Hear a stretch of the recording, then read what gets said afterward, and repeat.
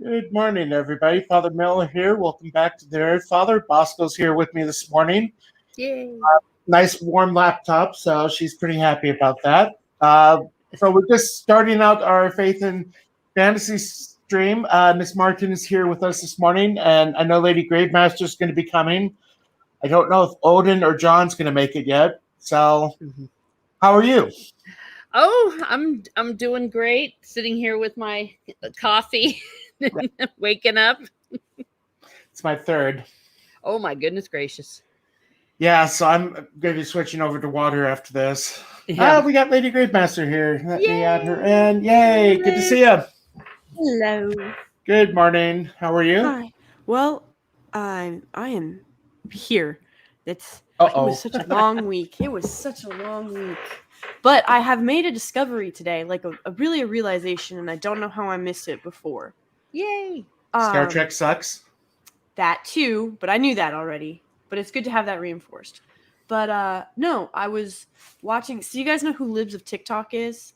Oh Yeah. my gosh. Oh, Yeah. is that the thing you posted? Yeah, I realized these people are addicts. These Yeah. these trans people, like all of these trans activist people. Ow! I just smacked my hand. They're all addicts.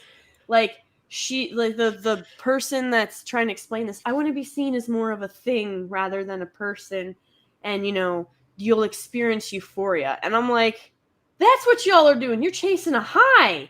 Yeah, That's dopamine what hits. this is. Like, quite frankly, I know I posted this a while ago, but I genuinely, really, truly mean it again. If just Twitter and TikTok went offline for even 6 weeks, I think the mental health of this entire country, if not the world, would just oh my God, improve exponentially. Like, it's just shocking to me. Yeah, they're looking for attention. And then they even get thrilled when people respond to them negatively, because then they can get to be victims. Yep. Well, like the Star Wars guy. Oh yeah. I don't know if you saw that last night, Miss Martin. Yeah. Gary was playing the guy that went into the store arguing with the Star Wars guy about a sign he had. Yeah, and he brought a video and everything. He was wanting, or she, I don't know. I'm going to call him he. Okay, was wanting a confrontation, and it was so obvious it was staged. Like, you could even see sometimes, like, looking over at the camera, and it was absurd. But you see, we've made heroes out of victims, so of course people are going to want to make themselves famous. Like, whoever even heard of this person, this thing, city council? Yeah, I mean, come on. No one knew. No one cared. I would love to play the video, but I'd get in trouble for that. Not copyright strike, but there's profanities, as you know, on it. The language, yeah. Well, and the guy, actually, the store owner, I thought was quite a legend, because what he said was, first of all, I don't care. I'm 78. And then I'm wondering, oh my gosh, I'm about 30 years younger than that, and I'm already at that point, so goodness knows what I'll be at when I'm 78. But also, he said, and I've been to Vietnam, and that's the other thing, is that so much of we had the Greatest Generation that literally fought Nazis, and then other people, when they were the same age as these narcissists, were in the jungles of Vietnam, being shot at by and killed, and not by their choice. They were drafted, and so people are going to be afraid of them. Thinking of the age and everything. So I just got back from Philly last Saturday, and it used to be, we've been doing this for about 14 years now, and we used to stay up to midnight. We would have adult beverages and everything. Now I think we were all in bed by 10. And what scares me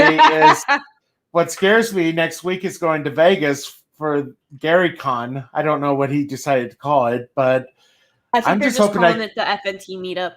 I'm just hoping I can stay up late for it. Yeah. Well, I haven't made it to midnight on New Year's Eve in quite a while. Yeah, I mean, it was pretty bad. I was ready to go to bed about 8:30 last night. I just kept forcing myself stay up just to find out the latest news, what's going to happen next week. So Oh yeah. I just don't know how big this thing's going to be. I mean, is it going to be a few dozen people, or is there going to be a few hundred or 1,000? Yeah. Probably from things like that I've been to, you might get about 50. That's what I'm saying just right now, just because people's It's hard to travel say. I is mean, so I know at limited. least a dozen people that are going. Yeah.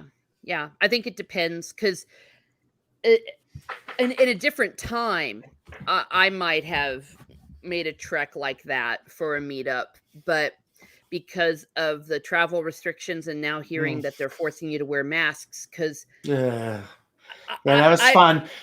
Yeah. So my flight, if you followed Twitter, you saw that my flight back through Chicago got postponed, which meant I would have only had a minute to make the connection flight. So I had to catch the train from Atlantic City, and I got there a little late. So I had to wear the mask from 5:30 in the morning to about 6 p.m. Central in the evening. Oh my gosh. Yeah. I'm flying through Chicago, and I hate Chicago. No, thank you. No, thank you. Yeah. No, thank The you. only thing good about Chicago was the pizza. Yeah. Amen. Well, Amen. yeah. Speak that truth. It's better Well, than I'll New tell York you what, style. I don't care what anybody says. I'll fight you. I don't know, but what I enjoyed was white. Don't know if you had white style pizza.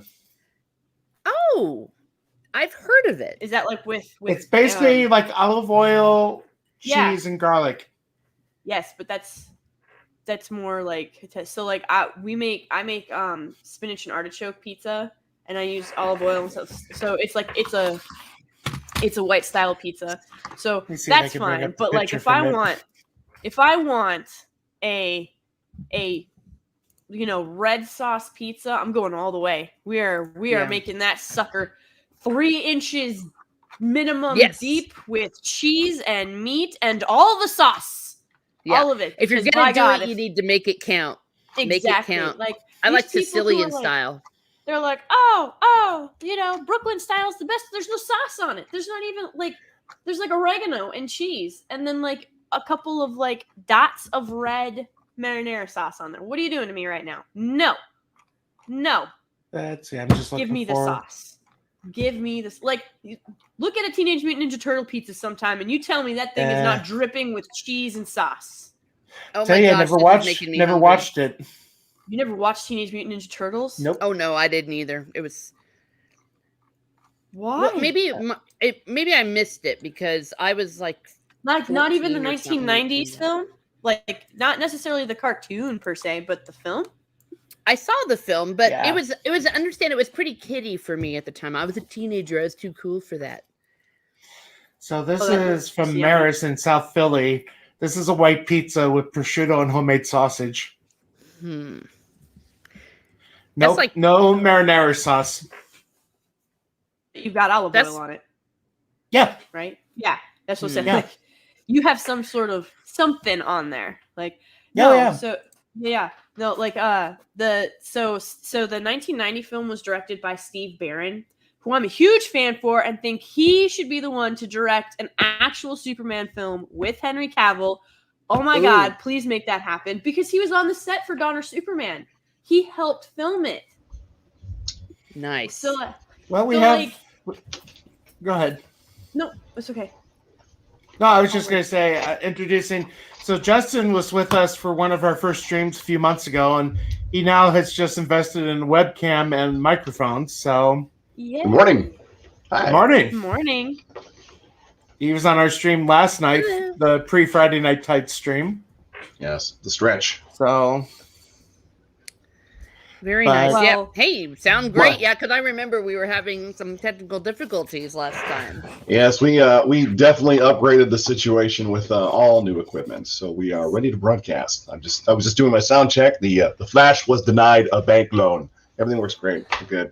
So are you no longer going down in volume and up? You know what I was referring to yesterday? Yeah, I don't know what that was all about. I'll just bring this Ride the waves. Ride the audio waves. It's fine. It's fine. I'm just teasing.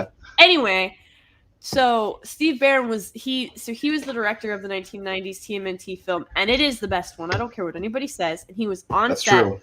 he helped with Donner. He helped film Donner Superman, and especially since Richard Donner just recently passed away, I think that it would be fantastic if Steve Barron, who still has a passion for filmmaking and still loves it, if he made a Superman film. Because I know he would do a good job because he did fantastic with TMNT. He was on set for Donner Superman. He knows the lore. He loves the lore. He's a huge comic book fan. Why has this man not been given a Superman film? Come on, DC, what are you doing? Who would you pair as his Superman, though? Who's the actor that Henry would? Cavill. Yeah. Because he's been so egregiously misused. We don't get what we want ananymore, though. No, so I was about ready to say, probably the reason why they're not using him, Lady Gravemaster, is everything you just said. All the good reasons they should. It's so ridiculous. They do the opposite. Like, DC, AT&T, and Discovery are they're like, oh, Discovery has absorbed Warner Media, and it's going to become Warner Discovery or Discover Warren or whatever. And it's like, y'all are just like, your bankruptcies marrying bankruptcies. Like, you're not helping each other. You're just turning into one sinking ship rather than, hey, let's try this and maybe we can get out on this life raft and rebuild. No, let's just merge with another sinking ship and, maybe we can help hold each other up. When in fact, you've basically T-boned each other and are now both sinking faster. It's ridiculous. Absolutely ridiculous. AT&T, I don't know who you're listening to, but you need to stop listening to them for the love of God if you want to make money. Holy crap. Hire Steve Barron, put him on a Superman film with Henry Cavill, and look, I'm really sorry. I love Amy Adams. I think she's a great actress. She's really cute, has a lot of charisma. She's fun to watch. She and Henry Cavill do not have any chemistry. It's like watching a brother and a sister up there. Like, they're trying so hard. That's a good point. They never really did have any chemistry in the film. I mean, she's good and he's good, but they didn't really together. Yeah, exactly. She's really good and he's really good, but then you put them next to each other and it's like nothing. This will probably be heresy, but I love her better than Margot. Whoa. I'll leave the room. I think she looks prettier than Margot. Well, she's definitely physically prettier, but oh my gosh, come on. Hold on. Have you seen Margot Robbie in that Tarzan film where she plays a normal person? Well, I'm about halfway now through Suicide Squad, and I'm enjoying it. Well, the movie's fine. I'm just saying, I really should we be on the subject of judging women by how pretty they are versus another woman how pretty she is? I don't think I'm going to go down that road. I think they're both fine actresses, and I hope they both have wonderful careers. Actually, how about Gina Carano for Lois Lane? Like they had chemistry at one time. I don't know. Would that be awkward? I don't know. I wouldn't want to. I'd like to see the baby those two would produce. The baby those two would produce would be Superman, I think, honestly. In real life. Well, yeah, holy moly. Well, they're exes for a reason, so I hope, I think they're both pretty amicable because they've never said, I honest to God didn't even know the two of them were an item at one point until the crazy SJWs, went back and started digging stuff Cavell up. and Carano? Yeah, they dated. Way back in the day. Yes, I didn't know that. Yeah, exactly. I had no idea until when Gina Carano was when they were trying to fire Gina before, she was still on Mandalorian and everything like that. They were trying to come out with all this stuff and fire people and cancel people based off association, and they were like, Henry Cavill dated her in 2010 or something like that. Son of a... And I'm like, oh no, he dated an attractive woman. Shame. What the hell is wrong with these people? Yeah, it's just absolutely ridiculous. They are. Yeah. Well, and Henry Cavill has been incredibly gracious, not just about that whole situation, but everything. He's like that old school actors where they just were nice and polite and generally kept their mouths shut. Yeah. He seems like he was raised by one of those families who taught you respect above all, be a gentleman. He seems like one of those last few gentlemen still in Hollywood. Yeah, Yeah, and no yeah. politics, no religion, no money, no No dirt. controversy, No- just yeah. dirt on smile him. no and smearing. Yeah, like Yeah. if you have to drag someone else up to try and elevate yourself, you're doing it wrong. Yeah. Like it's just, oh man, like when someone, because like you have all these people. Well, he's difficult to work with on set, and I'm like, because he's a lore. He's like a lore loyalist. Like he's like, no, that's not what it's like in the book. Like you didn't hear anybody saying that Christopher Lee was difficult to work with on set when he was on Lord of the Rings, and he was like, no, this isn't how it would happen because this is how it is in the books. That's how Yeah. Henry Cavill is. He's like, no, this is Yeah. what happens. Like when he's on the set of The Witcher, he's like, but this is how it goes in the books, and this is how it goes in the game, and fans are going to realize this, and you're going to cause problems. And they're like, oh my god, he's so difficult to work with. Like trying to stick to the source material does not equate to difficult to work with unless Yeah. you have an agenda and he's getting in the way. That's Like- exactly it. Yeah. Yeah. He's like, look, I don't want to do this because this isn't what we're supposed to be doing. We're supposed to be doing The Witcher, not what you want to do. And then they're like, well, we don't want to do that.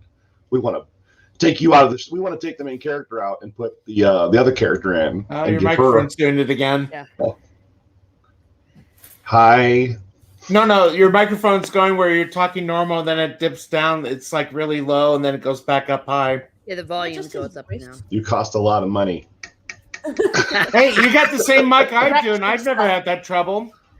They're watching me. Oh. They're watching me now. They're interfering Father, with my are you voice. judging his microphone? Hey, he has the same mic as I do, so I think I Judge. can. Judge not. Yeah. I see Yeah, a resemblance too. Hold on a second. Oh my gosh.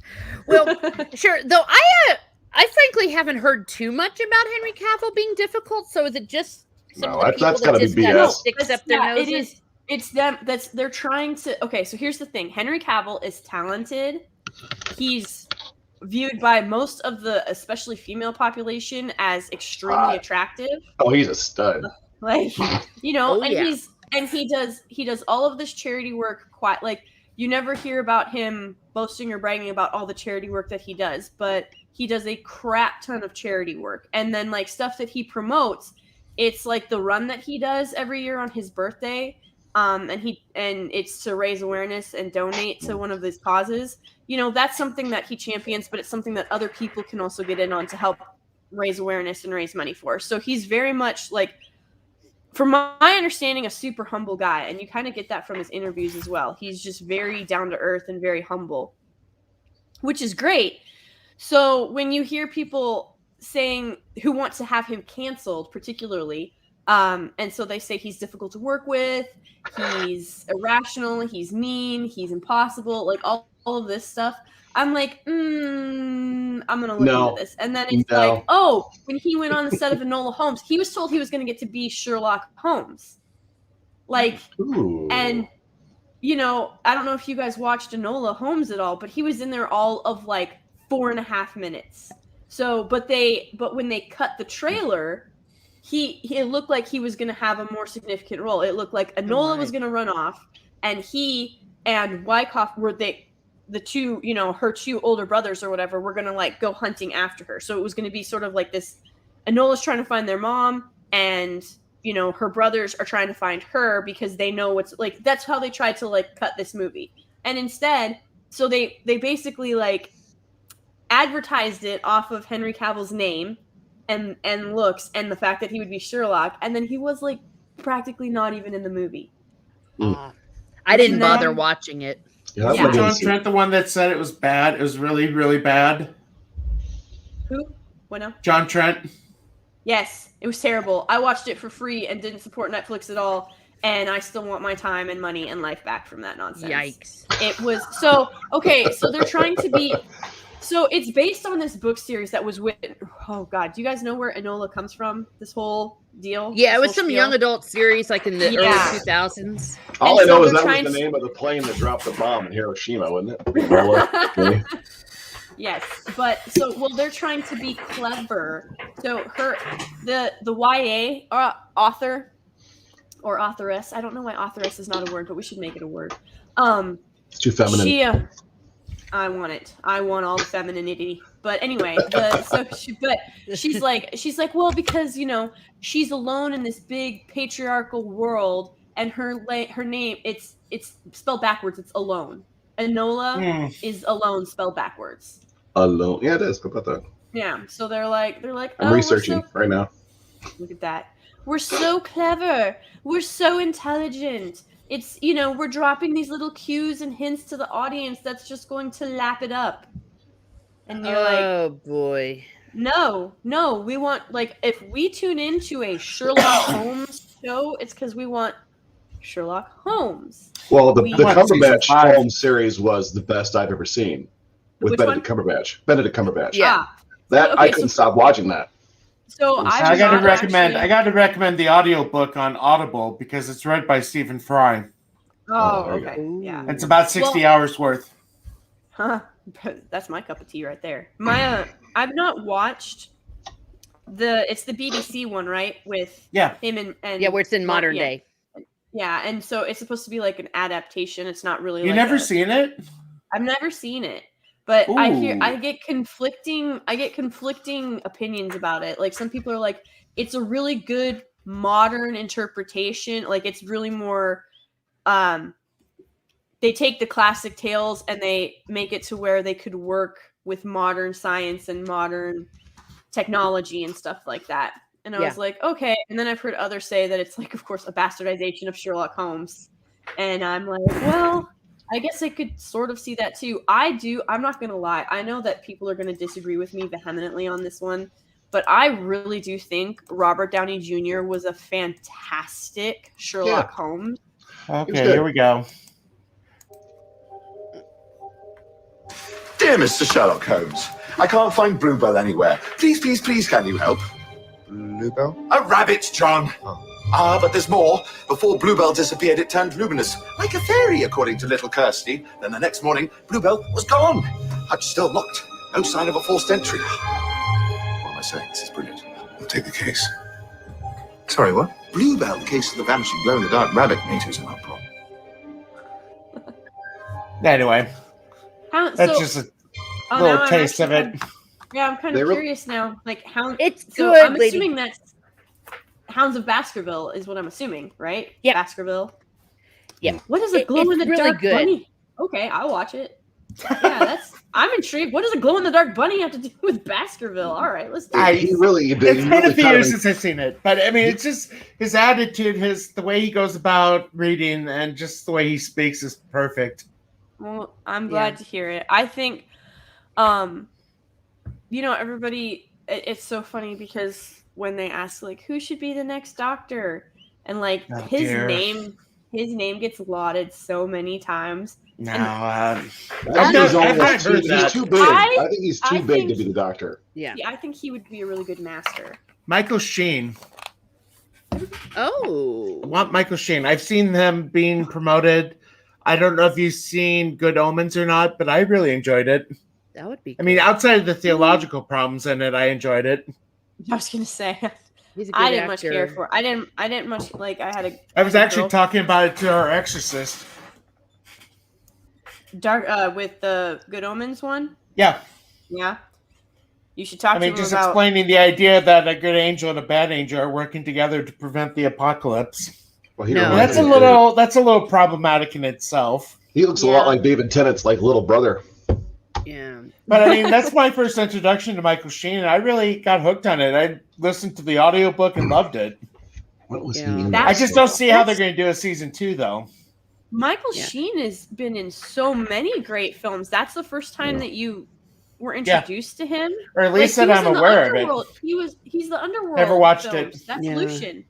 Never watched it. Wow. He's in Sandman as the Lucifer. Yeah, Never watched that either. I haven't seen it yet. The Queen. He's in The Queen. Yeah, the Queen. Is that from '97? Yes. No. Is it? I don't know. Yeah, Is that with the one Diana? about the Queen, and he was in Prodigal Son as a serial killer. Yes, he was great in that. Yes. Oh, he was in Michael Bolton's yeah. big sexy Valentine's Day special. Yeah, and he was in Twilight. Twilight. I That's have still not seen Twilight, and I'm so it's actually- great comedy. Hold on. Okay, listen. Twilight is not bad. Some of the movies are kind of, but I the think we're story going to mute you itself- for that. The story's pretty good from the beginning to the end, especially the last two movies. The story's okay. I mean, it's got a good cast, except for what's her name. But finally, someone who agrees with me, Justin. It's great comedy, but it's not bad, and it's actually very pro-family because she's like a big old Mormon and stuff. So, yeah. Well, you know, and it's one of those movie series where, like, Harry Potter was marketed towards kids, but we all watched it. The Twilight series, I mean, who remembers the last, like, the Burger King? Everybody was, is it Ed or is it, what's his name? Jake, you know, the big girl fight. That one right there. It was marketed towards girls. But I was like, you know, it was a good series. The last two movies especially were pretty good. It was marketed to wine moms. I remember that crap. Team Wine moms. Oh god. Yes, it is, Evan. Like, no, it wasn't. Team there was Edward no and sex Team in Jacob. it. I remember. Hey, they had a kid, didn't they? T-shirts. I remember those T-shirts. That was so bad. My high school was full of that trash, and I'm like, "What is this nonsense?" And they're like, "Oh, yeah, Team Jacob." Jacob. And the second they said that, like, "Oh, well, because you know the reason vampires actually can't come out into sunlight is because their skin is made of diamonds and they sparkle." And I looked at them and I was like, Blade needs to kill every single one of them. Like, this is ridiculous. That was just vampire people trying to have fantasies about men. You know, like I had a game store back in 2000 to 2003, so I was surrounded by the live action role play vampire kids. And when Twilight came out, it was basically them just pretending that they didn't have BO and you know, drink weird things. And I was like, no, you're just fantasizing a vampire that you want, as opposed to the vampire that we all grew up with, that, you know, sneaks in your bedroom, bites your neck, sucks your blood, kills people, blah blah blah. So in that aspect, it was a little ridiculous. But again, the story, the last couple of weeks, the story was okay. It was at least it was a A to B kind of story, and it didn't go all over the place and make no sense.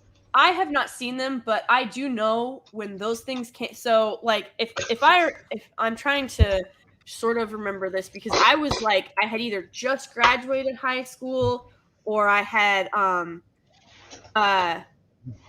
like I can't remember when, like, the third, if I don't remember exactly when, but I think the first film, correct me if I'm wrong, was 2007, 2008, maybe. I know I was either a junior, I believe. Okay, yeah. So I was either a junior or senior, I think, in high school. And so 2008. Okay, so yeah, and so like everybody's like, "Oh my god, these films are so fantastic," and I'm like, "Yeah, no, thank you. I'm gonna hard pass because I'm not." We'll watch a minute of this. I don't want to. Wait, I can't. I can't. Peripheral character. Don't worry, they're gonna mock it. I said they're gonna mock it. Oh, well, because see, I was gonna. So what I'm gonna do is actually watch these, but I'm gonna live react to them. Oh, don't worry, it'll be like a minute. I'm gonna pick a Saturday, and I'm just gonna like. I'll do like a watch party or something. I'm gonna like live tweet, and I'm also gonna have like sort of I'm not as good as EFAP. That's not what I'm saying, but sort of what they do. But I'm gonna do it live. Instead with head trauma who can wait his damn turn. I'm so sorry, Bella. I'm really. Apologies impossible through the noise-proof bed sheet. Freaking out. It's stammering, blinking, shaking her head. That psycho. Well, nobody's gonna believe you. I hate her. Oh my god, what is wrong with his eyes? He's a vampire. They're like shark marbles. What the hell? What did I do? What did the camera work? What the hell? I think it's the filter. We're not talking about War and Peace here. That's about the most of Twilight that I've ever seen. Well, remember the first movie was Mystery Science Theater treatment. The first movie was kind of you could tell it was kind of them trying to get their feels, but then by the latter half of the series, they're like, okay, we can't make those stupid mistakes again. Let's do this properly, and it looks a lot better as it goes along. They changed director and writer that's too. A great way. Yeah. Well, hey, Gravemaster, if you're doing that, please bring me on because I would love to be there when you watch it for the first time. And send us the link. Let's do that. Please do. I don't know when I'm gonna do it, but I have, because here's the thing, I am pretty sure that those movies, and I have yet to find something pre-Twilight that hits it just so, because I think the reason Twilight was as big as it was is because you had Lord of the Rings and you had Harry Potter, and so like those people were sort of trying to find something Oh similar. yeah. I mean, Yeah. Supernatural too. Like, I love Supernatural. That show was huge. After season 5, it was like basically Sam and Dean were the only reason that show managed to stay together for 15 seasons. But you know, I love Supernatural, and so you had all of those fans who were like trying to find something similar. I think a lot of people thought this would be in the same vein, but the second that I heard there were sparkle vampires in it, I was like, hard pass. Well, you know, it's funny but- about that because in the early 10 years of the first, you know, of 2000 to 2000, you know, that first 5 to 10 years, you know, first of all, digital technology took off, so we were able to do a lot more in movies, and people were more experimenting. And then people realized how much of fans we were of all the sci-fi, because, you know, until then we were still kind of on the nerd fringe. But then since Lord of the Rings came out and, you know, the Harry Potter series, they realized, oh, we've got an untapped market of crazies out there who love fantasy, sci-fi fiction. We've got to, you know, the superhero movies were, you know, X-Men came out in 2001. It was just boom, and everything had just exploded. Yeah, because Iron Man was 2008 as well. I remember seeing that, and it was just, we've got an untapped market, and it was nothing but supernatural type shows forever. Like on every channel, everybody had some kind of a show like that, and there was a movie out every year. And now it's kind of like it's dried up a little bit, of course, you know, because movies last year didn't come out. But well, also because the writers they hijacked it with agenda. And like my thing is, I noticed, I think because I can't find anything really that came out prior to Twilight, and I mean movie wise, because like I know that books can take off, and obviously like Harry Potter did, Lord of the Rings. I know that Game of Thrones was a huge thing in the books, not just the show, but the show really helped bring more people into like the books and everything, which is, you know, whatever. But prior to Twilight, I can't think of any show that had as much notoriety and as much of an impact. And like, I really think no. Wait till I finish. For watershed moments for YA novels, I think that was like the watershed series for all of this post-apocalyptic, agenda-driven, like supernatural hijacking nonsense. I think like there were more others that came out prior too, but Twilight was the watershed series that really, like, that's why I'm doing the live react, because it seems Nancy Drew does vampires. Yeah, like well, wait, Gravemaster, but I'm going to disagree with you here, though, because Twilight actually was not agenda at all. It was incredibly traditional.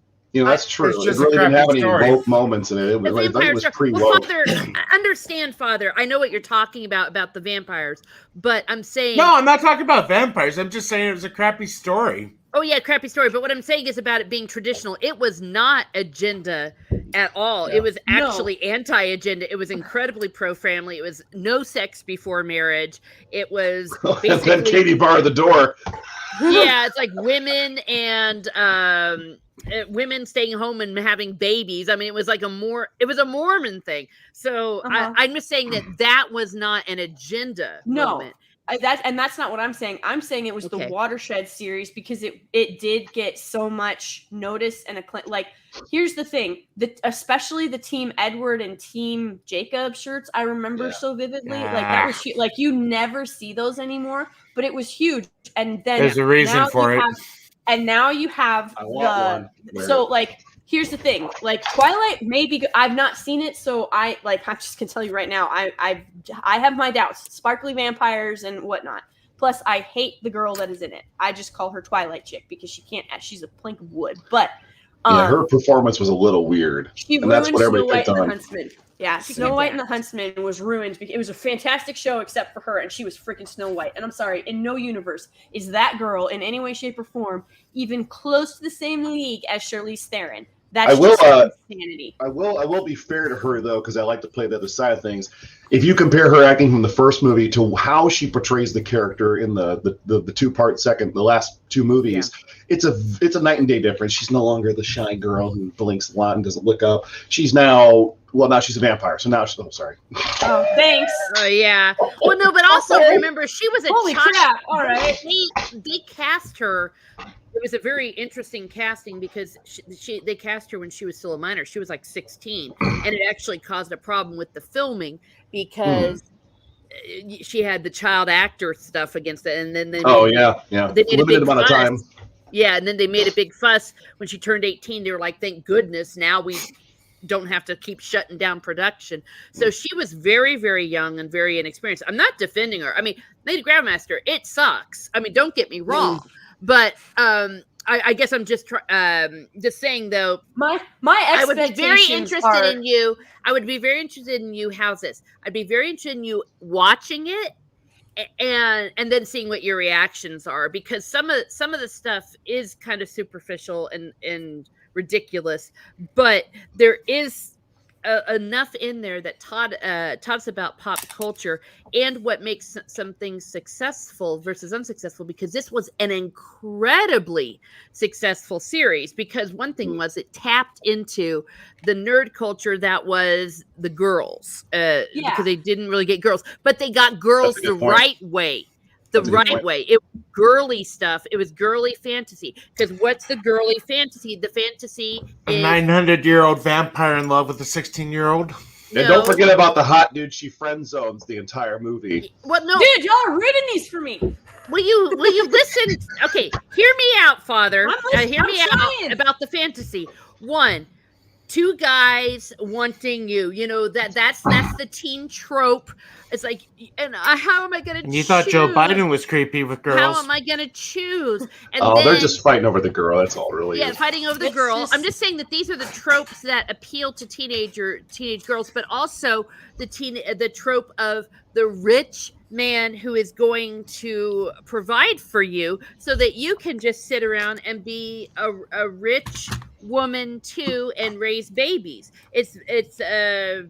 It was ingenious the way it tapped into that. And part of the reason why I will say that the later feminist stuff that they say is supposed to appeal to these girls has not taken off like Twilight is that they forget that deep down girls want to be girls and want girl fantasies. Now, I will. I got 3 of them over here. Yeah.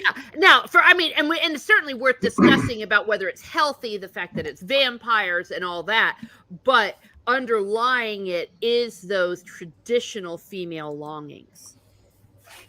Well, okay, so yeah, it would be exactly. It would be an episode of Criminal Minds. So no, like so the thing is, never read it. Yeah, never. I've heard about that too, but like, so Miss Mar, I'm not disagreeing. Like, okay, so there are plenty of badly made movies that have a good story. The execution was just not what it could have been, basically, right? And that could be linked to a lot of things: bad casting, low budget, whatever. Like, some of my favorite films are low budget films. They're fantastic. I love them to pieces. But love you know, The Room. so when it's a good one. But what I'm saying is, like, well, because what I'm trying to get at here is, I think that Twilight was kind of what you're saying, Miss Martin. Like, all of this other feminist-driven agenda stuff that tried to appeal to like women and feminists and stuff, that came after Twilight was such a huge success. They were trying to like piggyback off of that success, and I don't remember. Not having watched or read 50 Shades of anything. I do remember it being a huge controversy because feminists got mad because apparently, spoiler alert, anyone who wants to watch or read these, I will be kind, unlike Justin over here. Apparently she ends up marrying him, and they said that is like the feminists got mad because the chick marries the billionaire dude, and they were like, well, that's just like, that's so whatever. I don't even remember what they're arguing. Like, it's so patriarchal. That's what it was. They're like, she felt forced into it or whatever. And that's completely missing the point. The point of what the psychological part of the movies is what I really enjoyed the most. The reason she married him was because he was like her. She was like him. She dug everything that was done. That was what she enjoyed. That's what she wanted. She wanted to be in his world because of what he could do for her. That's why she was with him. It has nothing to do with, I'll give up my ability to be a strong, independent woman and work a job and make my own money. No, she wanted what he had in his world and how it was, the relationship they had. That's why she went with him. And, of course, why she makes the decisions that she does. I did see little bits of the movie, and I know the story, but that's enough to pull from that, the psychology of it. It's just, that's what parts of the movie did you see? not the sex. Yeah. Well, I and catch the my whole wife watching it, and problematic I side I about it. Yeah. I remember it's- the Catholic, like it's so funny because the feminists came, because the Catholic Church came out hard against this series, and Oh, the yeah. feminists were like, 'Cause it's "Oh, pornography. you're just hateful. You just don't understand. You can't stand a strong woman or whatever." Because if I understand correctly, she's a virgin when they get together, and Yeah. he I like wouldn't whatever. know. So I know this because this is what I was told. Like, this is what some of the Sure, other church yeah. leaders were like. Hey, this is what happens. Yeah, whatever, Justin. Yeah, But she had zero experience. with you're other the men. one. You're the one who knows the psychology of these films. So I I'm like just people. I like saying. humans and how crazy they are. It's what I enjoy. Oh, I don't like how crazy humans can be. But so I just remember, like, I know that was a huge thing because I was like, what is the deal? And they were like, well, she's a virgin, and he sort of like, convinces her that he's worthy of taking that from her, even though they're not married. And so like that was the church's big hang up with this thing. And like the feminists were decrying the Catholic Church and calling them all of these things, nothing we haven't heard before. And then I just thought it was funny because a few years later you have feminists coming out against it because she marries him. And What made that movie a lot better was because if you also look at the aspect is that he corrupted her, that she could have led a life of innocent, proper behavior, and then being introduced to him, he was able to corrupt her in her spirit and who she is. And if the movie would have been 10 times better, and it could have been a religious lesson, if he would have then left her after everything. Yeah, like, because that's what her. happens in real life. Yeah. Deny her completely and then just leave her as wallowing in her new degraded lifestyle where she can't find what she needs from him, and then she suffers the rest of her life trying to get over that. That would have been that'd have been an incredible lesson. Yeah, Yeah, because that the would've whole been. premise of all of that, and I actually would argue that this 50 Shades was really a watershed in the way we were seeing fiction change for women, or what was acceptable for women, is the fact that he was so humiliating of her and so degrading of her. And then Was any of the things that he did in the story, there was nothing in public as far as how he treated her, was it? Well, no, but yeah, he had a contract where he had to control every single aspect of her life. Wow. And not just the She had stuff to that sign is a rated contract? X. Yeah, she had to sign a contract with him. And so it is very, very disordered. Did she sign it? I'm now actually curious about who signs their life away. I understand. Yeah, she did. So what I'm saying is, and I think that I saw it as an analogy because it was kind of so popular about what women have actually been doing to men. Sorry, I'm going to man bash, gentlemen. But ever since the so-called sexual revolution, it was supposed to free women. But actually, who really benefits from women and contraception, abortion, all of that stuff, the free love and all that? At the end of the day, who gets the best deal out of it? It sure as heck isn't women. It's like men, it's giving men what they want. Yep. And when I say men, of course, I'm not talking about all men. I know many, many great men that aren't into that at all. But it gives, let me put it this way, it gives cads an out, and it gives them permission to be cads. It's like, well, you wanted to be a liberated feminist, so yeah, one night stands, all that, no consequences, just get an abortion if you get pregnant instead of being responsible.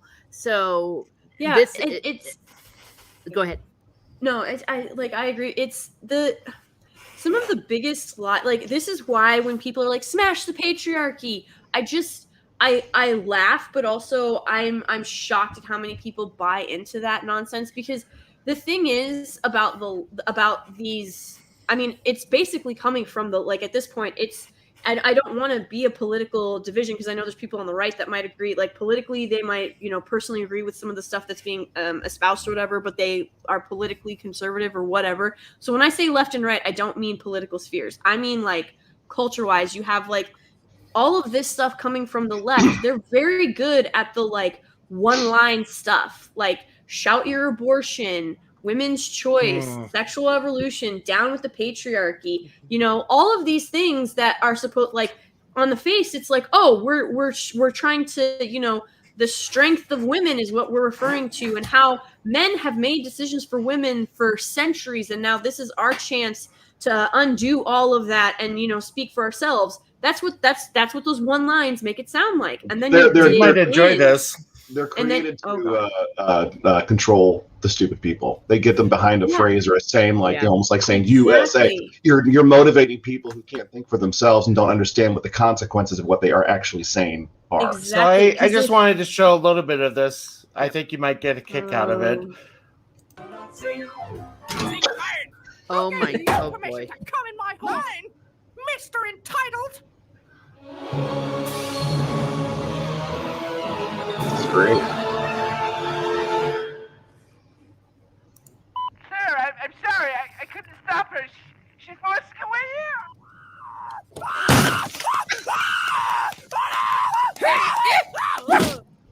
I am a strong, independent woman, and you need to give me a job. This list of blog posts will act as my resume. Ma'am, we don't have any open positions. Well, I don't see any other minorities working here. Miss, you are very white. I am 124th Cherokee. My native name is Howling Cooter.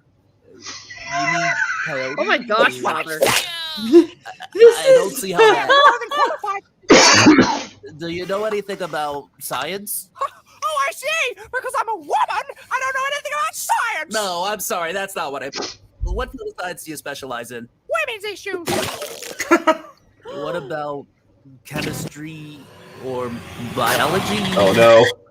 I can't even! I'm in my second semester of gender studies, which if you would check your gut, you would see is a social science!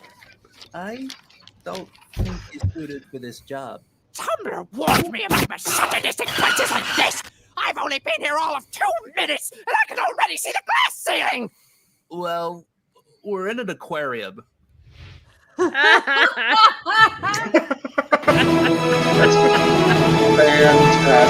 Great news for women's rights groups this morning as the Supreme Court moved to shatter glass ceilings nationwide.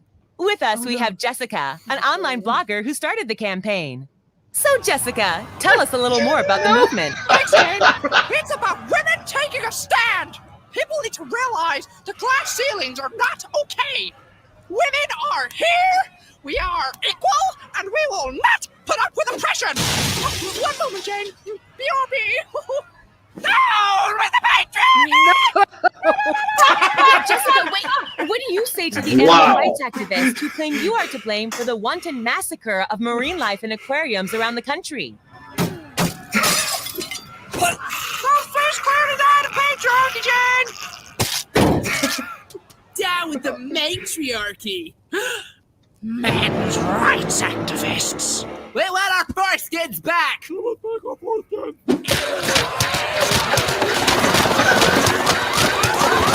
Yeah, but wait till you hear the list of titles. So true. Jessica, here it comes. That is amazing. Don't you even dare think about subscribing, you cisgender, white male, transphobic, queer-bashing, heteronormative, conservative, bigoted, xenophobic, honky-ass, fronted represented spreading, common landing, lube shirt, wearing shitlord! Okay, link in the private chat, please. I've got to find that later. Oh my God. Oh my God. It's funny because it's true. So true. Hey, it's Robin. I was just going to ask. So Justin and I went to high school. Justin was 2 years behind me in high school. Did you know Robin at all? Robin and I used to ride the bus together. We were in choir together. We were in band together. Actually, here's a fun story. You know, my family has done fireworks for 35 years. Yeah. Okay. His dad, who was very successful, used to private a fireworks show from us on his birthday every year. And then after he passed, God rest him, his family still celebrates his birthday by buying a fireworks show from our company.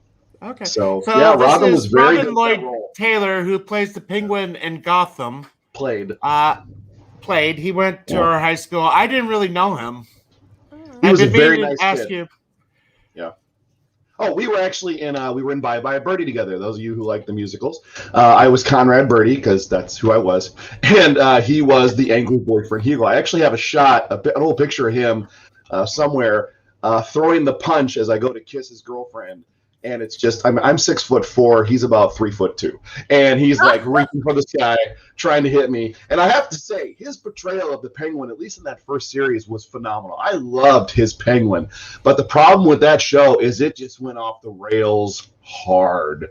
I mean, they introduced the homosexual activity as a part of the main character's lifestyle. Him and Edward Nygma had a thing. Barbara Gordon. Well, he is in real life. Yes, I know, Robin, and that's fine. That's him. But I'm saying in the show that was one of the reasons there were multiple reasons that show did terrible. But when the first couple seasons came out, I was in love with the show. I loved it. The concept without Batman was still pretty entertaining because they brought what's his name from the other cop show he did as James Gordon in. I wish I could remember his name. I think it's from the OC. I can't remember. It's been so long since I've seen it. Well, he was pretty hard. He was pretty like a hard cop, and that was great about him. But like they took his wife and they made her crazy. They took Barbara Gordon and ruined her. His Barbara Gordon's mother, I guess. I was going to say Barbara Gordon's daughter. Yeah, I mean, I think she was also Barbara. I think she was named for her mother in the show, at least. I don't know if they actually had a different name for her. But, she went crazy, became a criminal, and she basically became like a version of Catwoman without the cat stuff. She was just another criminal on the road. And the show itself had some real good points. The Falcone family stuff in the first couple seasons was really good. But, that show kind of went downhill after they started changing all the characters to accommodate a woke. That's a great example of a show that got woke and went broke. And I'm not degrading anybody for their lifestyle. Personally, I'm just saying that when you take a character that's traditional, like the Penguin or the Riddler, and you start introducing things like from what I understand in the comics, Penguin was always obsessed over Catwoman. So when that change happened, it was kind of, and then the show the writing kind of went downhill too. I think they ran out of ideas because they haven't realized that you could successfully do a Batman show if you honored the story in the comics. You could do a very successful Batman show. You get the proper Batman, the proper Bat family, and just do a real show, like not like Adam West, which was great. I used to watch that in school. Well, those were the great shows. But you could do a proper Batman show, and they just haven't done it yet. And I'm actually kind of happy they haven't, because the way CW has treated the Bat family, it's just, I mean, Batwoman. Only reason I tell you right now, I started watching the Lois and Superman show, or Superman and Lois, and I have to finish it. But I think the reason that Batwoman gets views is because when I let that show roll, it doesn't go into the next episode, it goes into Batwoman. They link the Superman Lois show so that if you let it roll, it starts the episode of Batwoman that was that week or whatever. Pretty tricky. I never watched Batwoman. It's terrible. I think they don't have to. Well, I got 5 minutes of it accidentally, and I was like, what a turd. I mean, it was just... But I never really linked Superman with Batwoman on that. It belongs to DC. That's the only link. Well, yeah. Yeah, but that's a clever idea, because you're right. And even if people like shut it off or whatever, it still shows some views for Batwomen. Yeah, because you get up, get a drink, or you use the bathroom because your show's over, and you just leave it running because you're not going to shut your TV off. You'll change the channel, and then all of a sudden the show starts rolling. You come back 5 minutes later. I've been watching Batwoman.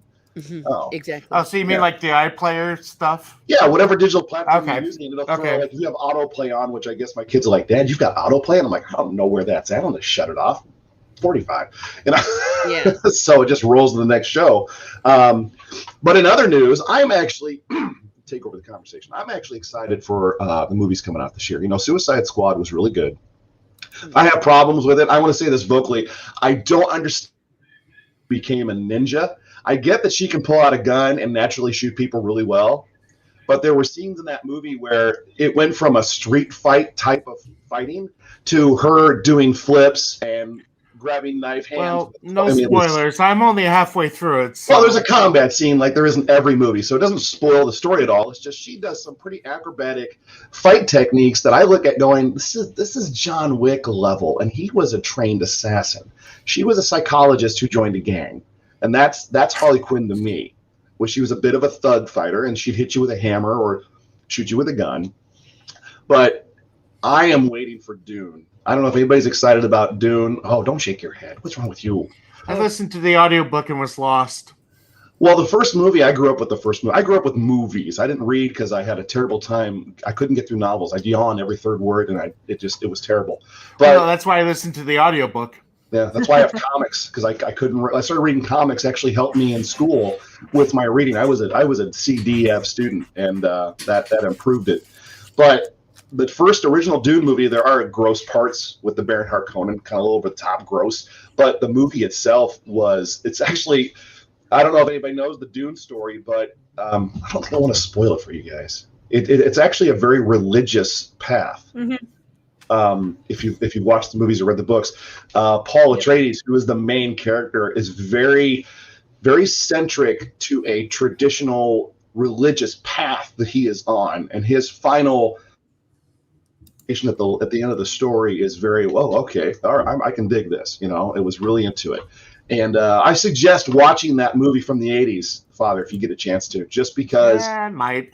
It's a nerdom thing. It doesn't follow the books. I know there's guys, I got friends who read the books and they're like, well, this and well, that. I'm like, okay, I get it. It's a series of novels. They tried to do a 1-2 hour movie to cover the entire thing, and they montage a lot of the, the action between Paul as a young man to between Paul as a adult and his progressions. But they hit a lot of key points, and that makes a good movie.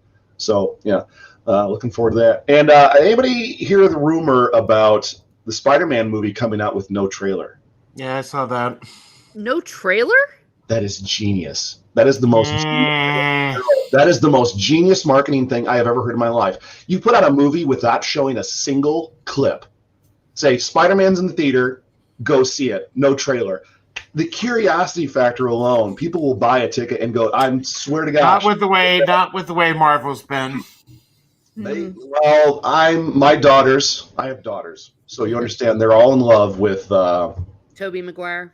Toby. No, not Toby. Oh my No, God. I was going to say Toby. Sorry, I just got into a time machine and I went back. Oh my God.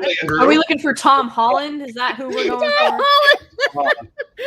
Sorry, Tobey Maguire will always be Spider-Man. I know. What can I say? I thought Spider-Man, and that's the name that came out of my mouth. It's funny how they ended up with Tom, because if you look at the progression, Tobey Maguire for me was the early Peter Parker. He was the dork, and he fit that role really well. But then they tried to modernize him with Andrew Garfield, and he became Skater Boy, which was not really who Peter Parker was. And I think they found great middle ground in a modern day version of Peter with Tom Holland. But the rumor is they're not. Now they'll probably drop a trailer somewhere.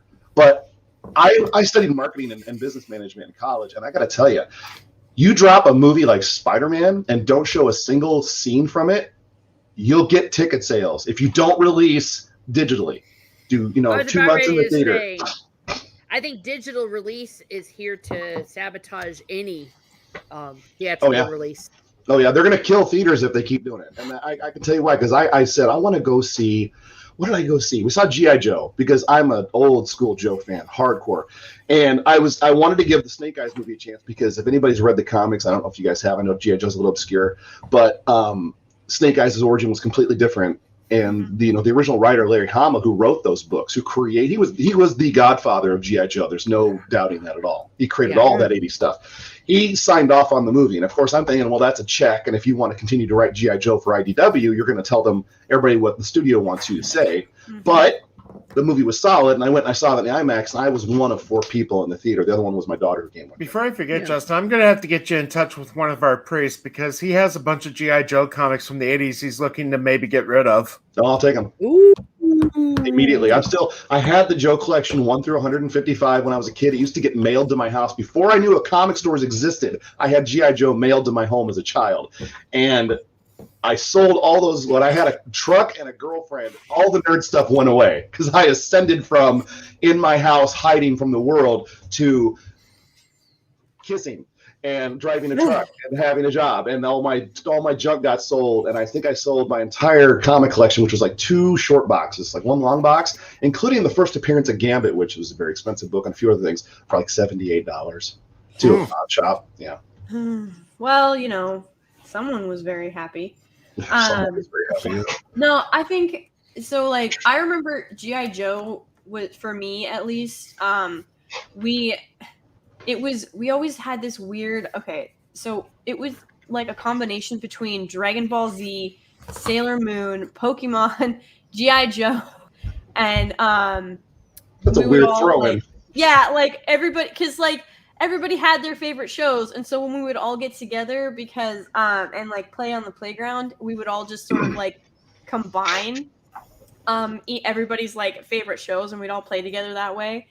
And like it worked. I don't even remember the rules of that universe, but they worked better than anything that Disney has done to Star Wars. I'll tell you that right now. Well, it's because true imagination wins out over everything. Yeah. But like it was so funny because I do remember one where Vegeta lost to G.I. Joe because G.I. Joe was able to harness Sailor Moon's powers and like reflect them through his gun. Like it was just like it was just insane. And I just remember that one being one of the coolest ones. And so like Casey, that was his name, who was playing G.I. Joe, he'd like roll around and he'd be like, "Go, Joe!" And it was just like we had a lot of fun with it. And then I don't know, they became sixth graders and like, oh, we're too cool for this now. And I'm like, yeah, you get to an age where you start realizing that other people are judging you. That's when I think you get to a certain age where you realize, oh, people can see me now. And then you stop doing the things that you feel are embarrassing. I'm not invisible. And then you become a high schooler and you realize this is what defines me. Either accept what I like or forget it. And I tell my kids that if you like something, don't let someone pick on you about liking something. Say, what, you don't like this? What's wrong with you? This is awesome stuff. Yeah, I was a nerd in high school before it was cool to be a nerd in high school. Amen. Oh, yeah. I was more band geek than true nerd. I mean, my nerddom was in the closet at home. But, it's funny. Chris might remember this. But I had a terrible he would remember this. I had a terrible time in school with bullies and being picked on. And I know. I could probably think of a few of the names. Yeah, there were some real maniacs in our school. Yeah, I remember being on the school bus. I rode home with these people because I lived in my development out in the country. Was Caleb one of them? What's that? Caleb? I won't use the first name. No, I don't remember. There was a Tim, a Chris, a Dan, and a Brad, and I don't give them any respect anymore. There was a Brad. There's always a Brad. Yeah, and always a Brad. They had a girl cornered on the bus on the way home, and one of the teachers who drove the bus finally noticed this, but they had her cornered in the back of the bus on the drive home and were pulling off the buttons on her blouse one by one like it was a game. She left the bus holding her shirt closed. I don't remember that. No, You wouldn't have been on the bus. I mean, and then no, I wasn't on your route. Yeah, well, the bus driver stopped, and I'm not naming the bus driver. And he went back there and had a conversation with him, and it was funny because at that moment, I remember that moment so clearly, and I think to myself, was I the kid who was supposed to stand up to the bullies? And I didn't ever achieve that particular position.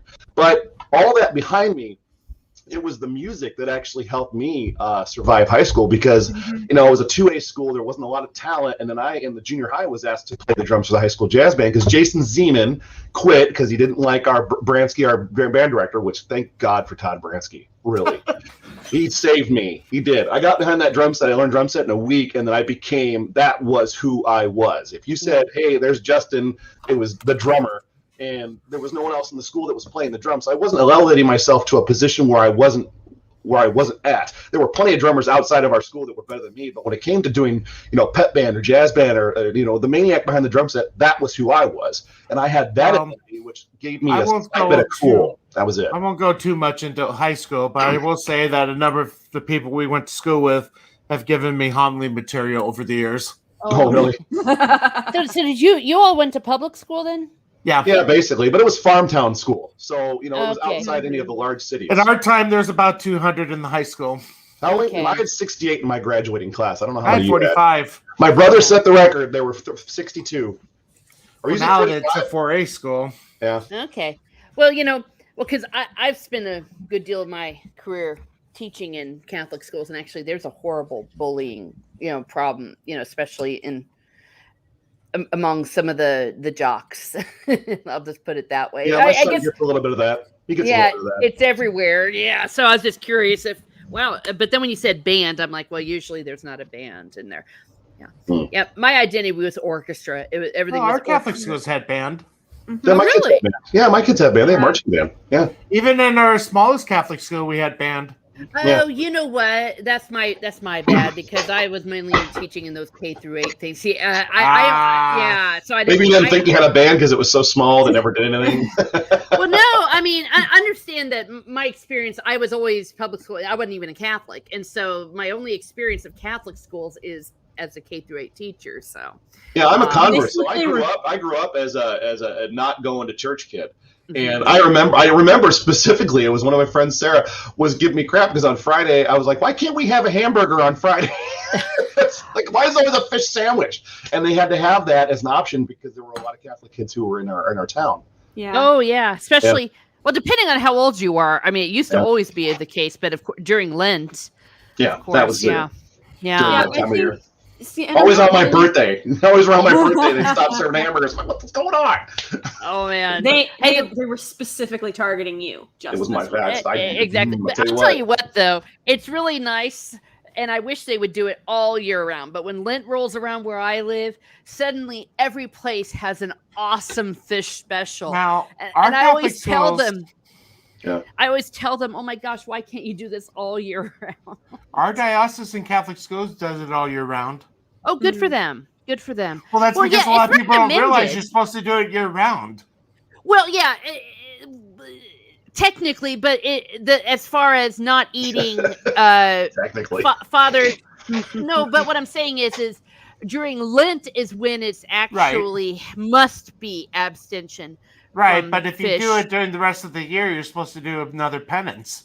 Oh, absolutely, and that's the part that people forget. Yeah, and I hope Odin, if Odin is watching, I hope he realizes that as he shows off his pepperoni on Fridays. Well, you know what? Because being the hardcore tratty Latin, I hope he realizes. Yeah. Actually, trads don't. Yeah, they don't eat fish. And actually, to be fair, there are some things like ordinary something. Actually, I think I might actually. You could not pay me enough to eat a fish pizza. It depends on where you are. And fish pizza. Now that I'm thinking about it, it's like, oops, I better Google that. Probably grill up. Maybe I'm not supposed to be, but yeah, you're supposed. If you're eating meat, you are correct, and it's not Lent. You have to do another form. See, and I screwed up this year, and I can say, in true honesty, it was ignorance. So I'm not liable morally. I'm not liable, but pork rinds because I was doing keto, and I'm about to go back on it next. And after I get back from Vegas, but I didn't realize that you shouldn't be eating pork rinds on Fridays of Lent. Pork. But pork is pork. Pork rinds, yeah. But I mean, the idea you're eating pork skin. Yeah, you didn't realize they were actual pork skin. Oh, I forgot that. Never mind the name pork in the title.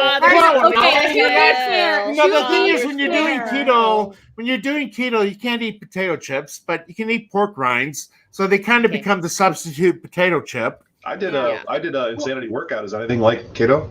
Well, keto is basically trying to keep it under 20 grams of carbs a day. We just killed ourselves for 40. So next week in Vegas is carbs. Carb insanity. What happens in Vegas, fathers? For the most part. Calories do not. For the most part, Vegas, Miss Martin, they come back with you. The calories come with you. You well, but I'm going to be doing a lot of walking next week. So, boy, that would be a resort I would join. You can splurge and eat whatever you want for like a week straight, but when you leave the city, the carbs leave your body and stay there. Like on Star Trek: The Next Generation. Vacation destination. I would But love. if that's the case, why did Riker get fat? That's all I want to know. Because he's handsome. Handsome guys what get about fat. Tilly? No, but what I'm saying is that supposedly their food doesn't have the calories and all that. Because you can't get an actor to commit to that lifestyle. Oh, I know. I'm teasing. That's what they say. Hugh Jackman was an incredible Wolverine, and he put his body through that workout, and then he'd say, "I'm never playing this character again." And one of the reasons he would give is, "I don't want to do boiled chicken every day and 5 workouts a day." What was fun in teaching high school was my kids did not realize that Hugh Jackman was a huge Broadway star. Oh, really? And so I put on his singing and dancing just to kind of destroy that image that they had of him. He didn't even want to do Wolverine when it was pitched to him by a friend. He's like, "Look, I'm getting called to do this movie, and I think you should do it." And he's like, "Really?" Oklahoma. He was in Oklahoma. He's in loads of stuff. He's a singer and a dancer. Oh, didn't you see him in the big show he did? Well, he did Les Greatest Miserables. Showman. Yeah, Greatest Les Mis. Showman. Yeah, I mean, he he did started Les Mis, himself the Greatest He's for phenomenal. Showman. He's phenomenal. Big nerd. Big singer. I like him. And that's why he Yeah. was, and that's why he was such a good Wolverine, because like Yeah. he read the comic books, he went to the source material, he knew how to behave. Like he was like, oh, this is Cyclops and Wolverine's relationship, and this Oh is God, how it was so Wolverine- good. Like it was so That first movie, like, he treats Cyclops like he's just shut up. You know? yes, Yeah. yes. You're in my way. So- That's my redhead. I know you didn't know that, but now you do. So Yeah. just step aside, little man. Yeah. Like X-Men, the first, even okay, the X-Men first movie was just something else entirely. And like everybody gives grief to X-Men 2, and I understand the reasons, but quite frankly, of all the X-Men movies that have spawned from that, the first one is still the best. And everybody's like, oh, X-Men First Class is so great. And I'm like, well, they're basically just trying to reboot X-Men. And I was like, and it doesn't hold a candle to X-Men 1. And quite frankly, X-Men 2 trounces all of these I haven't seen any of the new X-Men. They're not terrible. No, They're not They're- terrible. it's- They do a traditional thing where they fix all of the X-Men movies in continuity by doing their version of Days of Future Past, which, as a comic book fan, is hilarious. It's absolutely hilarious because they do the same thing they do in comics. They go back in time, change a bunch of stuff, and it fixes the continuity and creates a new universe to where they can start over by still observing that everything else happened, but they changed it so they can continue to move on, which makes it stay in continuity instead of a complete reboot, which was hilarious. Yep. But I wanted to share something with you guys. So when I had G.I. Joe mailed to my door, a friend of mine said, why don't you read something else? And I said, like what? He goes, X-Men Comics. This was my first book. Now look at the male Let me bring that up. toxicity. Look at the male toxicity. Or if you want to Google, Father, if you want to Google Uncanny X-Men 268, you might get a better picture. Yay! So when I was hunkered down in my home, hating my bullies, I was immediately lifted up by the ferocity and avenging of Wolverine, the pride in America that Captain America had. And in this issue, Black Widow not only appears like that, but Wolverine saves her from a bunch of ninjas and then puts her to bed. She wakes up in the middle of the night wearing this frilly little outfit. He's just sitting in a chair smoking a stogie, watching over her like, I got you. She jumps up, hugs him, says in Russian, little uncle, that he calls her, like a pet name for fun. And it set the entire tone for me in high school when it came to who I wanted. I wanted that barrel-chested Jim Lee look. And I went from, I could show you a picture from like the 6th grade. I am a skinny little nothing. And when I got to high school, I was getting my ass kicked. Pardon my French. My brother, you knew my brother Jason, he graduated, and then the next year was my freshman year, and it was open season because I was a loudmouth nerd with a big brother who was huge. And when he was gone, I was dead. And then one of his football buddies like, listen, man, like my sophomore year, you got to take weight conditioning or you're going to get killed. I said, oh, okay. And I put on 30 pounds. And it was better for me, but that was my inspiration, was that barrel-chested, standing tall, defending the woman, masculinity that we find to be toxic nowadays. Where I thought that was a point of pride in my life, was standing up for people who couldn't stand up for themselves and taking on the bad stuff, no matter how small you were, like Wolverine. Like it is weird that Hugh Jackman was Wolverine, because Wolverine in the comics, if you really were traditional, he was 5 foot tall. Yep. He was a tiny little thing. And that was why he was named Wolverine, because he was not afraid of anything, regardless of how big it was. Yep. And it's so Wolverine. So it was so funny because I look back at some of my favorite characters when I was growing up. My favorite, I loved Wolverine. I loved Batman. I loved Raphael. Raphael was my favorite. You like bad boys. That's what you like. I loved the angry guys. The ones who are actually they don't fear anything, but they ferociously defend what they love. Mm-hmm. And then you find out that they're actually scared of losing the people they love. Like when oh my gosh, I'm trying to remember exactly how it plays out. Like when Jean gets injured and Wolverine is just devastated, he almost loses his freaking mind, and he just goes crazy on people, and then Jean's like, no, I'm okay. And then you've got, because you have the brothers, you've Leonardo, Donatello, Michelangelo, and Raphael, and Leonardo, butt heads and stuff because they're both really strong. They have leadership qualities and they have offensive weapons. And then you got Donnie and Mikey, who are of course Donnie's the smart one, Mikey is comedic relief, but Yeah.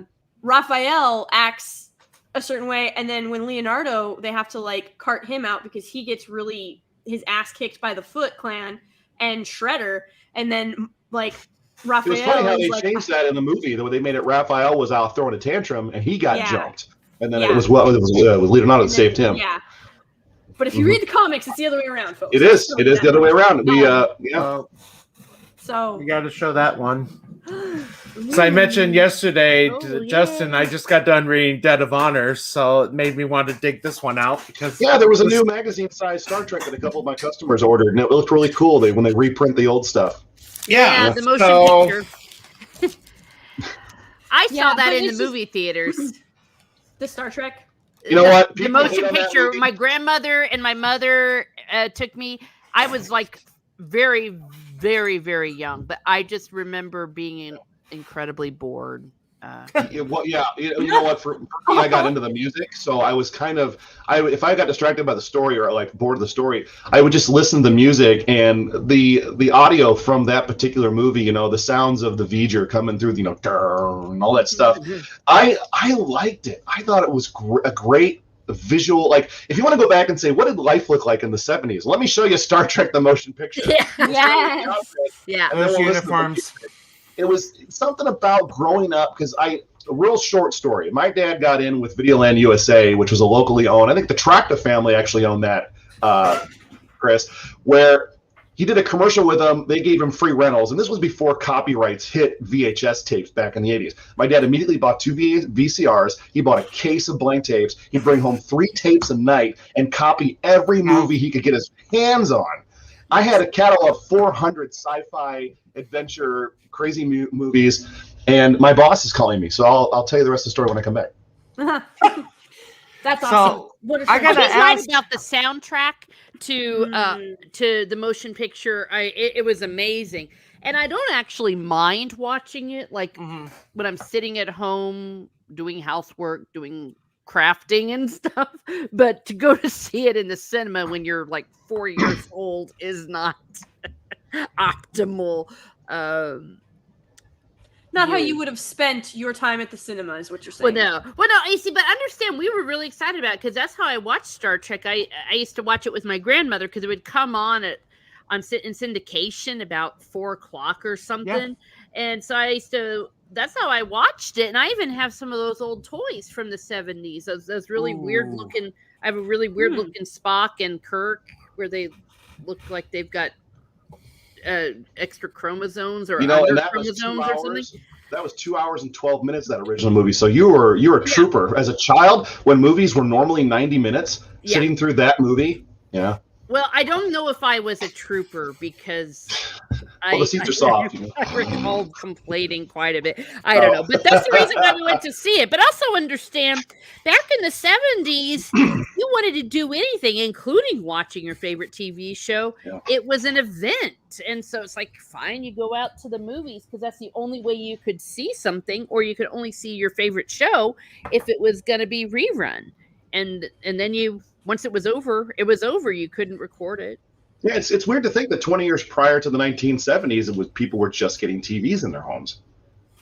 It was, it's still new technology. And when you went to the theater and saw something as incredible as Star Wars or Star Trek, you're like, how did they make that movie? Like, I watched documentaries on how George Lucas made the first Star Wars, and the amount of technology that they had to invent just to create the movie he wanted to make was mind-boggling. And that's why they took 4 years to make a Star Wars. Yeah, exactly. There's movies like that. Yeah, same thing with NASA, for crying out loud. I mean, I'm amazed they were able to do anything with what they had. No kidding. Yeah. Well, I gotta add. Oh no, go ahead. It's okay. I was just gonna ask about the Tolkien Society. Oh. Nope. I have so many videos coming out on that nonsense trash. Tell me. I don't know what's going on with the Tolkien Society. Talk about it too much last time. I want to talk about it. Oh God. Hit me. They're so okay. Well, they have basically stated that Tolkien himself, if he were alive today, would say that the hobbits are queer and trans allegory, and that Frodo and Sam have unrealized sexual desires between the two, They are also pushing the idea that the only reason that Aragorn married Arwen was because it was expected of a king to take a queen, but that he actually felt more deeply for Legolas and Gandalf.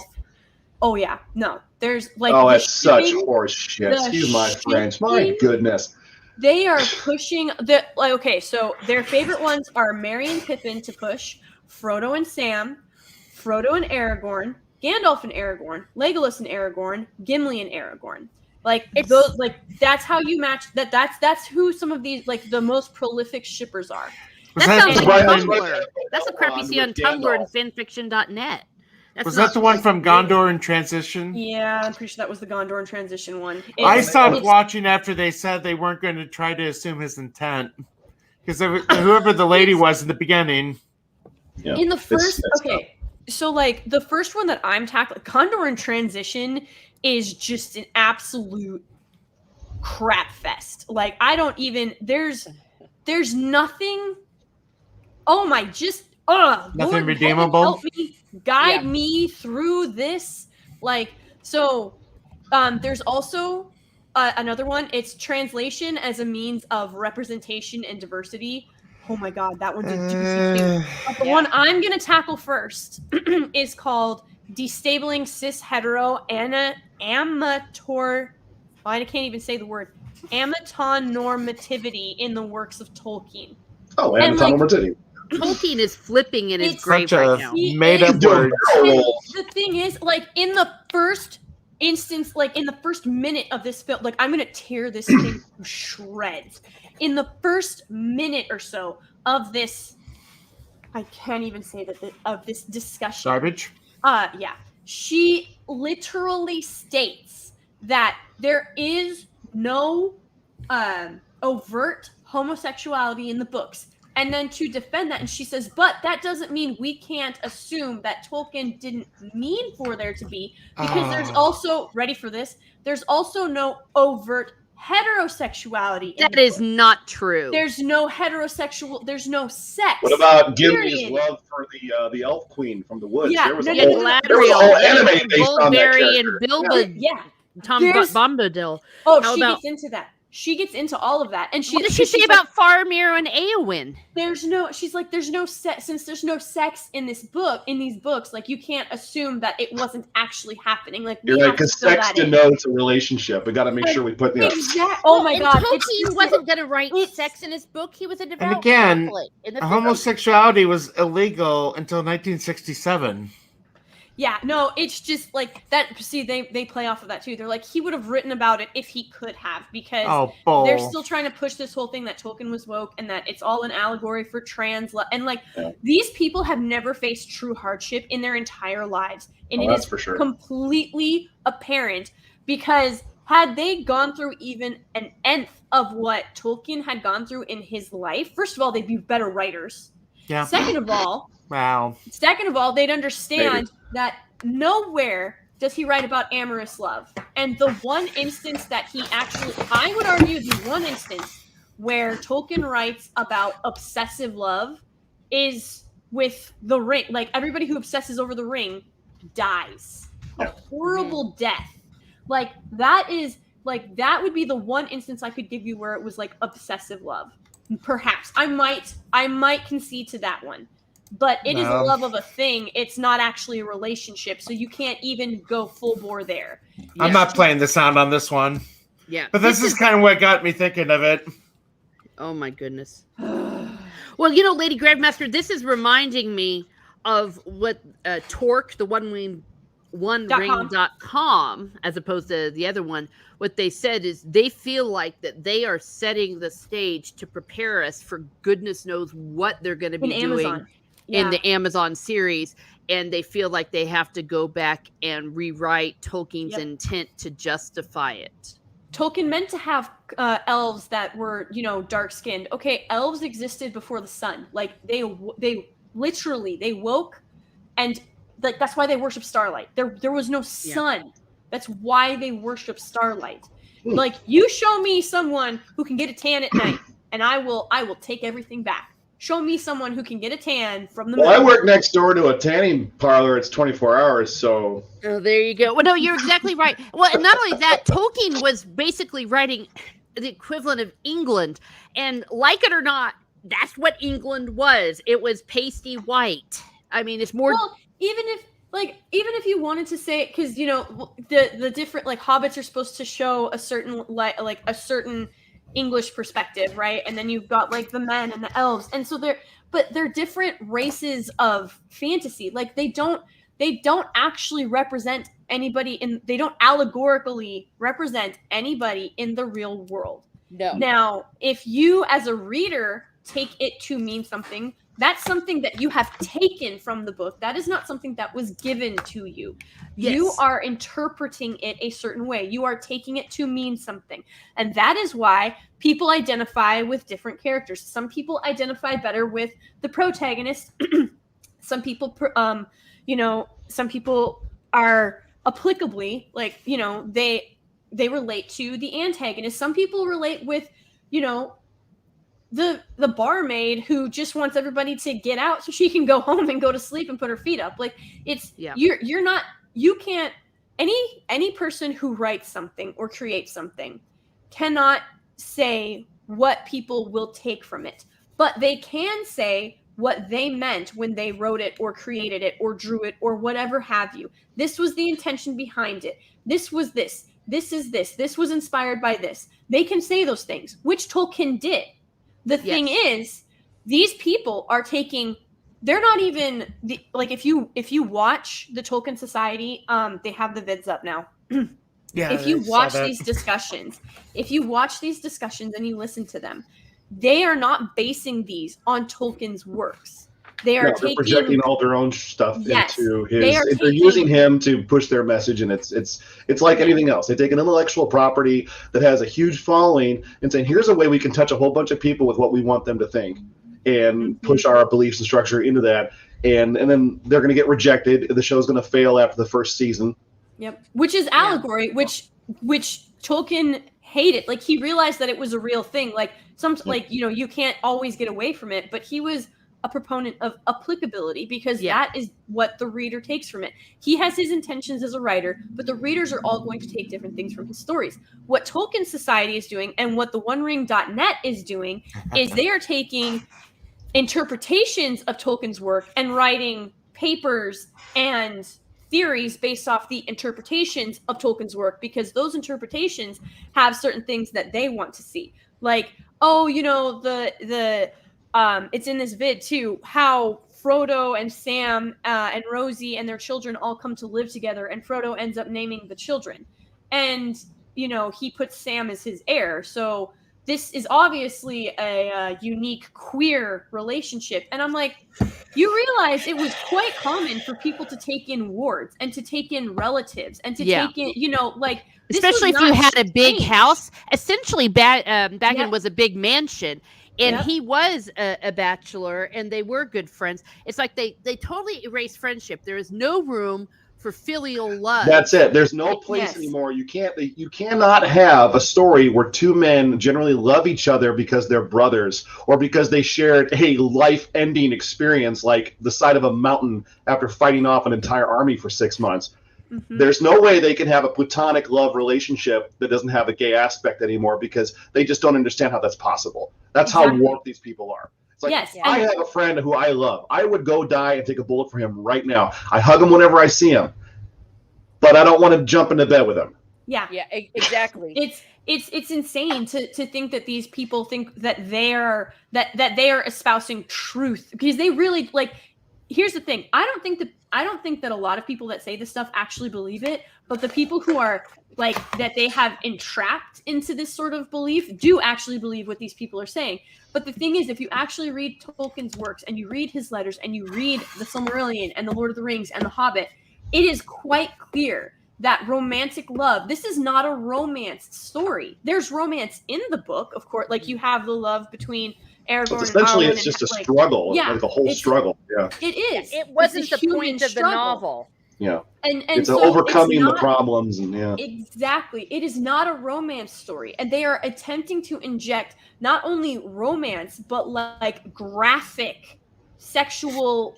Well, that's how you sell a show. You got to have it's boobies. so disgusting. Yeah, and like, but you know what, Lady Gravemaster, I think it's worse than that. Just besides being degenerate, if you will, by throwing in all this wild, weird sex going on. In doing so, in rewriting Tolkien to make it all about sex, as in sex, sex, they are then erasing the positive masculine attributes, like Yes. absolutely. And the they're thing they're taking everything that was supposed to be, like, they're trying to create another Game of Thrones. And Game of Thrones was a talking about show the same way as 50 Shades of Grey was. There was a lot of risque behavior going on in the show. I mean, if you could get past that, the story was pretty good until they went down a hill and fell into a gutter. But that they're taking something that was, they're like, well, let's look at Game of Thrones. How well did they do? Well, they had lots of boobies and lots of sex. Well, let's put that in our show. I said, you don't need that. If you got, and that's the problem. Nobody's a good writer anymore. They just take a gimmick that they think sells and they work around it with their story so that they think they can get the kind of viewing that they want. I know that Father Miller's running out of time, so I'll let you girls finish up. Oh no, I was gonna say, I actually tweeted about that. I was like, a well-written story will I was like, sex may sell, but a well-written story will outsell sex. Just ask J.R.R. Martin when it comes to Game of Thrones versus Lord of the Rings. Like, it's so true. You need a well-written story, and you need to know what genre you are in. If you are trying to write a softcore or something, then just call yourself out as softcore whatever. If you are trying to write a high fantasy, then write a high fantasy. Don't get sucked in to this ridiculousness of YA and sexual exploitation and all, like, graphic stuff. Like, you don't need it. But it's just, it angers me to the point that I want to, like, scream into the abyss sometimes, because these stories mean so much to so many people. And Tolkien Society and OneRing.com are now telling those people who love and appreciate the stories for what they are that you don't matter, you don't count. These are what the stories actually mean. And for you to say otherwise is hateful, bigoted, and segregationist, and you just want to gatekeep the crap out of this because you don't want us in those spaces. No, if you want to love these stories, love them, but love them for what they are, because you don't love these stories for what they are. You want to love them you want to love them as something that needs to be changed into what you want to see. You want to see yourself. You are a self-insert-aholic. Well, that boils down to the base platform of where all this stems from is the fight versus tolerance and acceptance. Mm-hmm. And although we will tolerate your lifestyle and who you are because we love you as a human, that does not mean we have to accept. Tolerance and acceptance are completely different, and when they take what you like and they shove their message in your face over and over again, they're trying to force you to accept as opposed to tolerate. And if we have to tolerate so much of it all the time in everything that we watch, that eventually they'll force acceptance, and all it's going to do is start a fight every time. Every single time. And it makes it worse for them because then you're tired. You're tired of the fight. I don't want to deal with this anymore, so I'm tired of tolerating you. So you're actually they're doing a regression between you're my neighbor, I love you, where I'm sick of hearing about you all the time. I have other friends that want to talk to me. Will you please stop shoving your personal feelings in my face all the time? Just a little bit at a time, and that's how we handle life is balance.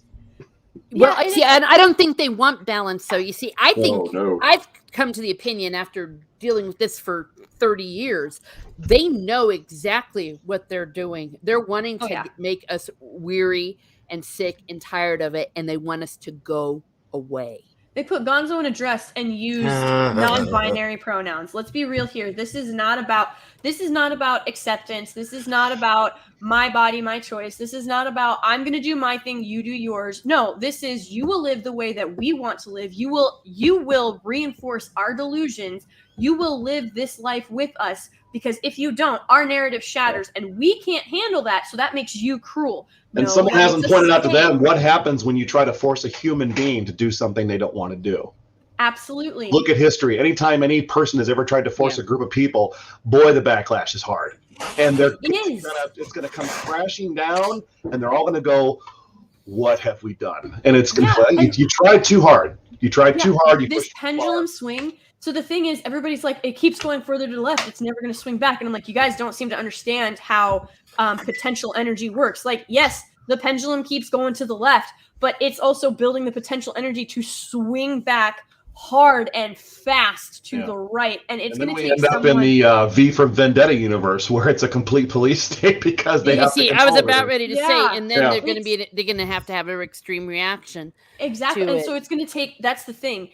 Seeing this, knowing that something is coming is not the same as being able to do anything about it. Like there's a difference between the two. And so like people are like, well, if God knew this was going to happen, why didn't he stop it? Well, because we have free will. Like just because you are omnipotent, just because you know something is going to happen does not mean you have the ability to stop it, especially when you're self-imposed. Like God put that self-imposition on himself.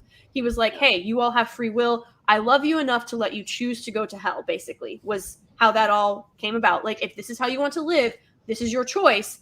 I love you enough to let you make those terrible choices, but I'm going to still continue to try and guide you through all of these different things. Okay.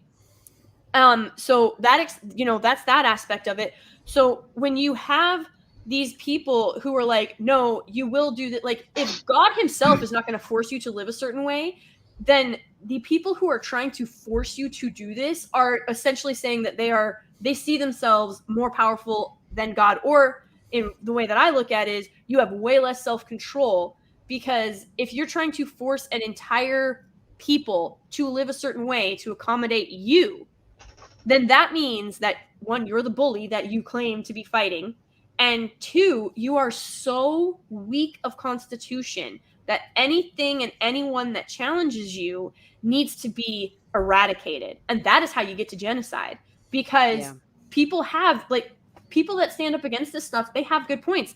And everybody's like, well, how come more conservatives aren't speaking out? Or how come more people who disagree with this don't speak out? Where are the classical liberals speaking out against this? They're all terrified for their jobs. They're all terrified for their livelihoods. They're got jobs, they're tired. Yeah, they're all working. That's what I would guess. Most of the majority out there that is open talks all the time and blogs and just, I said they have a lot of free time and they're the loudest voices. But most of the population just comes home from their job and their responsibilities, and they just want to relax. Yep. And I haven't got time to sit online all night. Let me tell you something about how the world's supposed to work and the fact that you're pushing. I can't do that. I have to sleep. Exactly. Yeah. Well, and not only that, something of what you're saying, Lady Grievemaster, about they want to do something that God himself doesn't even impose upon himself. Isn't that the whole thing with Saint Michael the Archangel? One of his mottos as he's stabbing Satan is, who is like God? In other words, Satan tries to take upon himself no better than God. So we're talking about more than just human push and pull. We're also talking about a spiritual warfare that is going on right now. Absolutely. And I think it's just like the fact that people don't see, like, when you get endorsed by the Church of Satan, that's not an endorsement that I want. Like, ever. Never do I want an endorsement from followers of Moloch or the Church of Satan. And they're like, the Church of Satan is about free will. Y'all need to look it up. And I'm like, and there it is. One of the greatest lies the devil ever told. You can do whatever it is you want because you have the free will, and there are no consequences to exploiting your free will. This would be a perfect time for that scene from Devil's Advocate where Pacino's giving his speech about, the bag of bricks and the free will and never having to say you're sorry. And and it's just what a great speech that was for, how it is. And then you got to mix that with the Gene Wilder scene from Blazing Saddles where he's explaining to the other cop, he says, the salt of the earth, morons, together. Yes. And it's and didn't Tolkien call it to bring it back to Tolkien, when Tolkien talked about history, he said history is one long defeat. And he says, I'm a Catholic, it cannot be otherwise. So this is to be expected. I don't know if this makes anyone feel any better, but, we are in good company. And that's what's so amazing about the fact that we have the communion of saints, is that we have people on our side fighting for us who have been there, who have done that. I mean, not just St. Michael the Archangel, but all of them, all the gang. Yeah. So, this is a good time to pray some rosaries, pray some litanies, light some candles, we have the ammunition given to us. All we have to do it's funny that it gets so, like, the people who are like, oh, look, the Catholics need to, They need to burn their incense so that they can stink the place up and let the god know that, oh, look, we're still doing our thing. We're being hypocritical and showing off our prayers. And I'm like, that's not at all what it's about. You should probably look into incense and whatnot before you start mocking it. And so it's hilarious. It's both hilarious and devastating to me because I look at these people and they say that, you know, there's no magic man in the sky. And I'm like, I was like, God isn't magic. God is. Like, he is. So why are you over here? Like, that's your issue. You are attempting to put God into a man-made box, and it's just not going to work. He exists outside of time and space. Like, he created all of these things. There's a reason that we cannot conceive him. I mean, it's a reason absolutely. we can't think about what that means to be that. It's impossible. That's why we're human and he's God.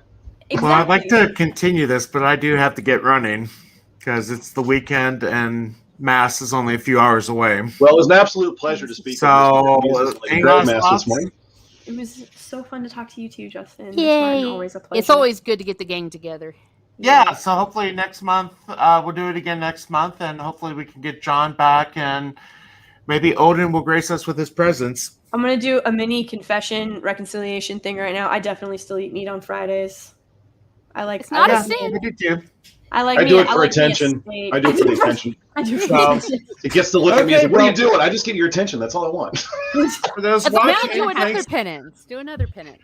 for those watching, thanks for joining us. Be sure to hit the like button and ring the bell so you can be notified when there's new broadcasts. So until next month, God bless. And